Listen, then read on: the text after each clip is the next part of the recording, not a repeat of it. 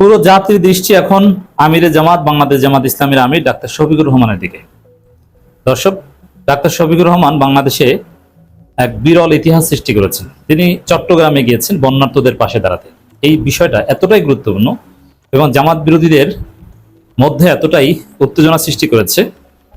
আমি প্রথমেই বলবো যে জামাত শিবিরের এমন কোনো লোক থাকবে না যারা আমিরের জামাতের এই চট্টগ্রামে যাওয়া এবং জামা খুলে জাস্ট গেঞ্জি গায়ে দিয়ে শুধু পাজামা পরে পানির মধ্যে নামার এই দৃশ্য ফেসবুকে সোশ্যাল মিডিয়ায় শেয়ার করবেন না, এমন কোনো লোক থাকবে না। বাংলাদেশের প্রত্যেকটা মানুষের কাছে পৌঁছে দেবেন। অলরেডি পৌঁছেছে, তারপরও যারা বাকি আছেন নিজেরা শেয়ার করবেন, না পারলে আমাদের ভিডিও শেয়ার করে ছড়িয়ে দেওয়ার চেষ্টা করবেন। দর্শক, ডাক্তার শফিকুর রহমান এরকম বন্যার্তদের মাঝে ত্রাণ নিয়ে আগেও গিয়েছেন, তিনি পানির মধ্যে নেমেছেন, তিনি বস্তা কাঁধে নিয়েছেন। এটা তার কাছে একটা চিরচারিত বিষয়।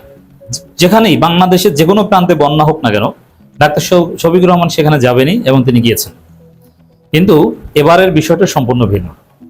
ডাক্তার শফিকুর রহমান, তিনি ব্যক্তি ডাক্তার শফিকুর রহমান না, বাংলাদেশের জাতীয় সংসদের প্রধান বিরোধী দলীয় নেতা এবং রাষ্ট্রের ওয়ারেন্ট অফ প্রেসিডেন্স অনুযায়ী পঞ্চম গুরুত্বপূর্ণ ব্যক্তি। এভাবে জনগণের সেবায় সশরীরে নিজে তার জামা খুলে হাঁটু পানিতে, কোমর সমান পানিতে নেমে গিয়েছেন। এটা বিরল, এটা কখনো ঘটেনি। বাংলাদেশের বিরোধী দলীয় নেতা খালেদা জিয়া ছিলেন, শেখ হাসিনা ছিলেন, জিএম কাদের, রওশন এরশাদ, আসম আব্দুর রব, এরকম অনেকেই ছিলেন, কিন্তু কেউ কোনোদিন এত বড় পদে থেকে এভাবে মানব সেবায় নিজেকে নিয়োজিত করেনি। ডাক্তার শফিকুর রহমান যে আসলে ব্যতিক্রমী তার প্রমাণ এটা। এবং অনেকে আলোচনা করছেন, বিশেষ করে যারা জামাত ইসলামের এই জনসেবার রাজনীতি, জামাত ইসলামের এই ত্রাণের রাজনীতি, এই কল্যাণ রাজনীতি থামিয়ে দিতে চায় এবং নিজের পয়সা খরচ করে, পকেটের টাকা খরচ করে জনগণকে খাওয়ানোর রাজনীতি বন্ধ করে বাটপারি রাজনীতির মাধ্যমে রাজনীতিতে যারা প্রতিষ্ঠা পেতে চায়, তারা জামাতের এই ধরনের কাজের সমালোচনা করছে। অলরেডি অনেকেই, আমি সরাসরি বলি, এনসিপি, গণ অধিকার পরিষদ এবং এরকম ছোট ছোট রাইজিং অনেক দল, তারা সরাসরি প্রশ্ন তুলছেন যে তার দরকারটা কি।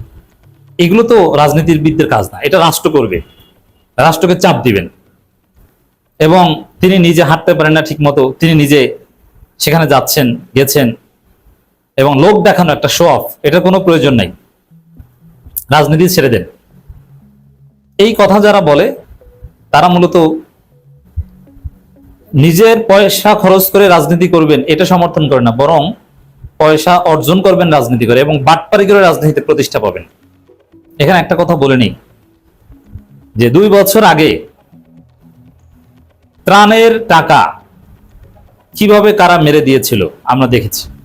এবং একটা বিষয় স্পষ্ট যে বাংলাদেশে কোনো বড় সংকটকালীন মুহূর্তে যেখানে রাষ্ট্রের সক্ষমতা সীমাবদ্ধ, সেখানে জনগণের সেবায় যদি কেউ দান খয়রাত করতে চান, জামাত শিবির ছাড়া অন্য কেউ বিশ্বাসযোগ্য নয়।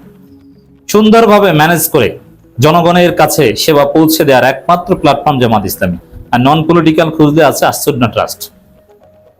এই যে এনসিপির ছেলেদের, হাসনাতদের, টিএসসিতে আওয়ামী লীগের লোকজন টাকা পয়সা দিয়ে গেছে। আমি একজন ডাক্তারকে চিনি যিনি আওয়ামী লীগ করেন, বঙ্গবন্ধু মেডিকেল বিশ্ববিদ্যালয় আমার অত্যন্ত ঘনিষ্ঠ, বর্তমানে বাংলাদেশ মেডিকেল বিশ্ববিদ্যালয়। তিনি নিজে এসে টাকা পয়সা দান খয়রাত করে গেছেন। সেই টাকার হিসাব এনসিপির ছেলেরা কিন্তু দিতে পারেনি। আর জামাত শিবির নিজের পকেটের পয়সা খরচ করে ত্রাণ দেয়, আর এটাও তারা থামিয়ে দিতে চায়। এইসব চ্যারিটি করেন, রাজনীতি বাদ দেন, তাহলে আপনাদের মতো বাটপারি করবে। এই জন্য বলছি যে এটা নিঃসন্দেহে গুরুত্বপূর্ণ, তাৎপর্যপূর্ণ। এর ফলাফল কি? দর্শক, আমিরে জামাত গিয়েছেন, এর প্রয়োজনীয়তা ছিল কিনা, এতে লাভ হয়েছে কি, এইটা আলোচনা করব। প্রত্যেকে শেয়ার করে মানুষকে জানার চেষ্টা করে দিবেন যে এর উপকারিতাটা কি। দেখেন, চট্টগ্রামে বন্যায় ভয়াবহ একটা অবস্থা, হাজার হাজার লক্ষ লক্ষ মানুষ পানির নিচে, তাদের বাড়িঘর তলিয়ে গেছে, মানবেতর জীবনযাপন করছে। পুরো বাংলাদেশে বন্যা হয়েছে তা না, সাধারণত বন্যা প্রবণ দক্ষিণাঞ্চলে কিন্তু এখন বন্যা হয়নি, চট্টগ্রামে হয়েছে।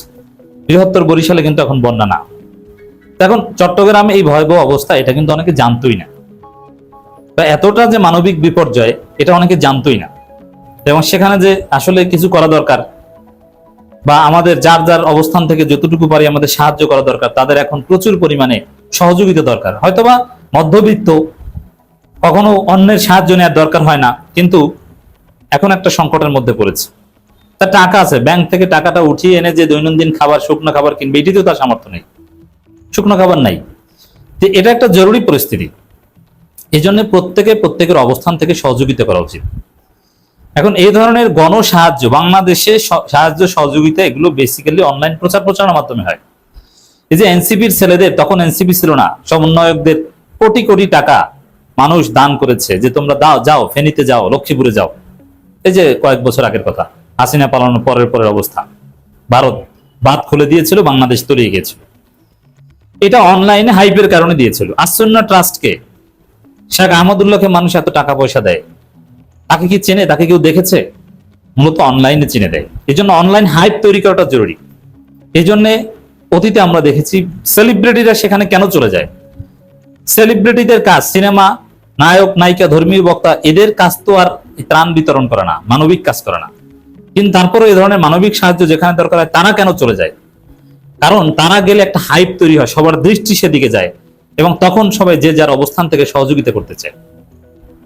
তো এখানে চট্টগ্রামে সর্বপ্রথম এই আমিরে জামাত সেলিব্রিটিদের মধ্যে গিয়েছেন, এবং পুরো বাংলাদেশে একটা হাইপ তৈরি হয়েছে যে না, এখানে বন্যা হয়েছে, এখানে সহযোগিতা দরকার। কিভাবে বুঝলো? আমিরে জামাত গিয়েছেন। এবং চট্টগ্রামে যে এরকম পানি বা ইত্যাদি ইত্যাদি, এরকম কোন ফুটেজ আপনি দেখাতে পারবেন না যে একদম পুরো বাংলাদেশ ব্যাপী ভাইরাল হয়েছে। মানুষের একটা অনুভূতি জেগেছে যে না, এরকম ভয়াবহ পানি। কিন্তু আমিরে জামাত গিয়েছেন, এই উসিলায় ভিডিও ফুটেজ একদম সর্বত্র ছড়িয়ে পড়েছে, এবং আমি অনুরোধ করছি যে আরো ছড়িয়ে দেন। এখন যদি কেউ বন্যার্তদের জন্য সাহায্য কালেকশন করে, মানুষের মধ্যে একটা অনুভূতি কাজ করবে, এবং তারা যে যার কিছু যে যেভাবে পারে সাহায্য দিবে। তো এই জন্যে শুধু এটা না, জনগণের মধ্যে এই বন্যা নিয়ে সচেতনতা এবং সাহায্যের একটা মানসিকতা এবং একটা প্রতিযোগিতা। অনেকেই বলবে যে ডাক্তার শফিকুর রহমান গিয়েছে, আমরাও যাই, বিএনপিও যাই, চরমোনাইও যাই, একটা প্রতিযোগিতা শুরু হবে। তো এতে উপকার হবে দিন শেষে বন্যার্তদের। এরপরে রাষ্ট্র নড়েচড়ে বসবে, যে বিরোধী দলীয় নেতা গিয়েছেন, না আমরা সরকার কি করি, এবং সেখানে সরকারের অপর্যাপ্ত সহযোগিতার প্রশ্ন তোলা হয়েছে। এবং স্থানীয় জনপ্রতিনিধি, স্থানীয় জামাত শিবিরের লোকজনের মধ্যে একটা সিরিয়াসনেস, যে আমিরে জামাত এসেছেন, অতএব আমাকেও ঝাঁপিয়ে পড়তে হবে। এখানে ছবি তোলা, লোক দেখানো, যাই হোক না কেন, ছবি তোলাটা সবথেকে জরুরি। ছবি তুলে ভাইরাল করে দেওয়া জরুরি, এটা প্রচার করাটা জরুরি।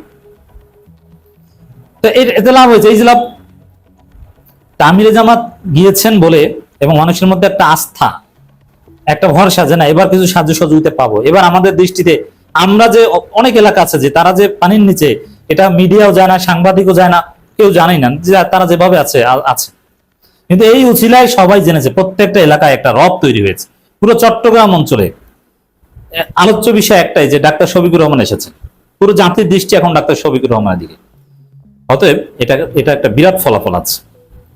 আর জামাত তার সামর্থ্য অনুযায়ী সর্বোচ্চ সহযোগিতা করে যাবে।